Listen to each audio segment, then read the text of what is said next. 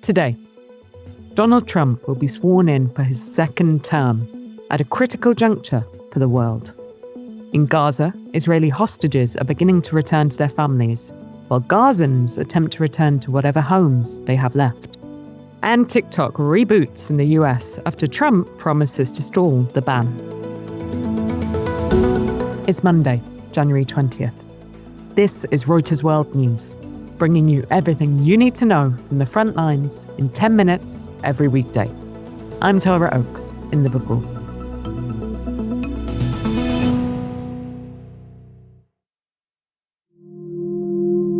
Donald Trump will be sworn in as US president today, a triumphant political comeback with promises to secure retribution against his political enemies and transform the role of the US on the world stage. On the eve of his inauguration, Trump, bathed in red and blue lights, reinforced his ambitious plans for his first day to roars of approval from thousands of supporters. I will act with historic speed and strength and fix every single crisis facing our country. We have to do it. He mentioned several campaign promises, from immigration crackdowns to removing diversity, equity, and inclusion from the military, and promised to release classified documents surrounding the assassinations of JFK and Martin Luther King Jr. Tim Reed was at the DC rally and spoke to fans outside the arena. The queue must be at least a mile long to try and get a seat. It's an arena that only holds 20,000 people. And it's also the arena where Trump's post-inaugural parade is going to be held because the events have been moved indoors. It's a cold and rainy day here, but as I've seen many times before in the last 2 years, Trump's supporters are never diminished by the weather when they want to see their hero. Supporters like Val Torgman and Michelle McKibben from Denver, Colorado, who plan to stand in line all night for a chance to make it into the festivities today. So you're going to camp out. You know how cold it's going to be. I know. Yes. And we also found out that you can't bring anything with you because they won't let you in. So you literally just have your coat and your clothes on and you just sit on the street. The traditional parade down Pennsylvania Avenue past the White House will now take place indoors at the Capital One Arena. The swearing-in itself will take place at noon local and was moved indoors for the first time in 40 years due to the extreme cold. Trump has promised a flurry of executive orders on day one, and you can hear more about his immediate plans in our weekend special episode. There's a link in the pod description. But the rally was also a chance for him to celebrate what he sees as early victories. Perhaps most beautiful of all, this week we achieved an epic ceasefire agreement as a first step toward lasting peace in the Middle East. And this agreement could only have happened as a result of our historic victory in November. Trump, like his predecessor President Joe Biden, claiming credit as the long-awaited Gaza ceasefire takes hold. But I'm glad to report that the first hostages have just been released. The 3 female hostages have been reunited with their families.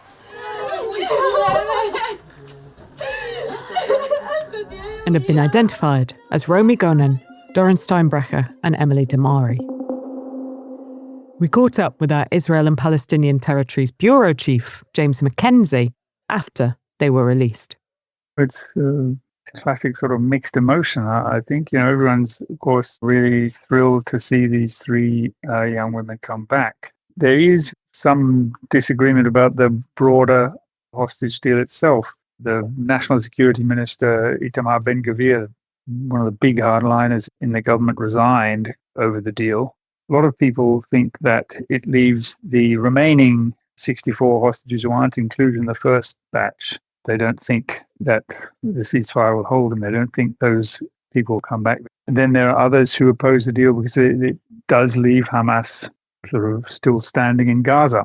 Severely weakened, of course, but as we saw, there was quite a show of strength from Hamas. On the ground in Gaza this morning, men, armed police on the streets, police directing traffic, that kind of thing. And in the West Bank, thousands turned out to welcome freed Palestinian prisoners. And we saw displaced Gazans taking their belongings and returning to their homes, or what's left of them. It's going to be one of the major challenges in the weeks, months ahead, in how to rehouse this population. Almost all of Gaza has been displaced. Huge swathes of the territory are completely destroyed.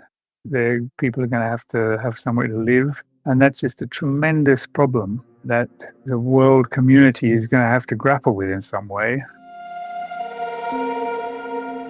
The ceasefire deal wasn't the only thing Trump and his supporters celebrated at the pre-inauguration rally. And as of today, TikTok is back.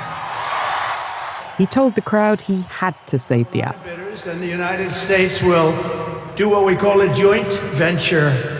And there's no risk. We're not putting up any money. Trump says he'll extend the period of time before the ban takes effect. And he'd like the United States to have a 50% ownership position in that joint venture. TikTok told users in a welcome back message. As a result of President Trump's efforts, TikTok is back in the US. David Shepherdson has been covering the TikTok ban and all the back and forth. Late on Saturday night, before the deadline kicked in, the app disappeared from Google and Apple's app stores. So what TikTok said in the run-up to that was they needed a definitive affirmative statement that the law would not be enforced in order for it to stay up. But what's clear is the statement that President-elect Trump put out that said companies would not face any enforcement actions for what they did before he took office and after was enough protection for companies to allow TikTok to go back online. So it's back for now, albeit with some performance issues. But what happens next?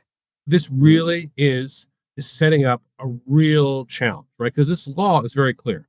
It says TikTok is banned unless ByteDance sold the app by January 19th. And it gave the president, and there's a debate whether President-elect Trump can do it past the 19th, a one-time 90-day extension of that deadline if he can certify to Congress that they have binding agreements in place to complete a sale and a full divestiture within 90 days. Now, so far, there's no evidence of that, and we just don't know enough about what's going on behind the scenes, but a lot of lawmakers have said, unless they meet that very high burden, they should not be allowed to be turned back on, and President Trump should not give the okay.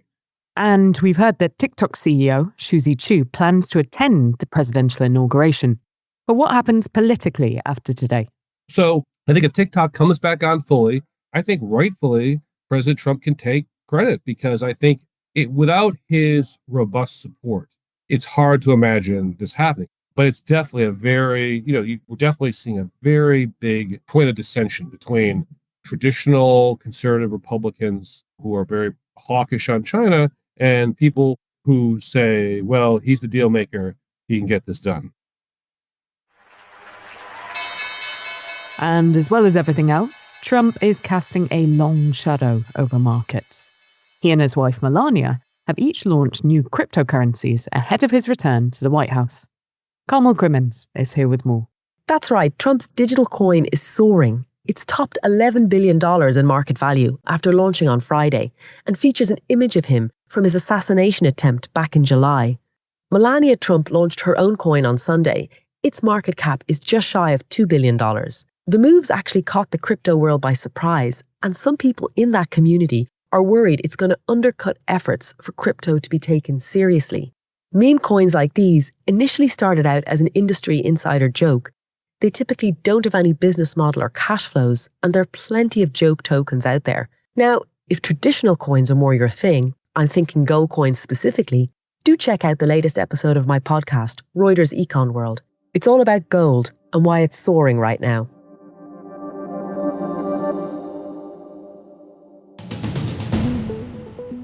Costco Teamsters have overwhelmingly voted in favour of a US-wide strike.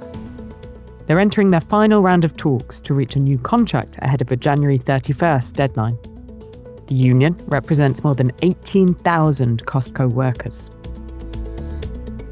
In Colombia, at least 80 people have been killed and thousands displaced after talks between the government and the National Liberation Army, or ELN, guerrillas collapsed. The defense minister accusing them of targeting community leaders and former members of the FARC rebels.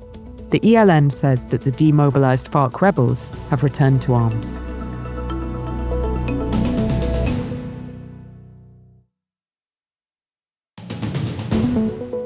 And for today's recommended read, how some LA fire victims are saying they won't try to rebuild, faced with challenges including toxic ash and soaring construction costs.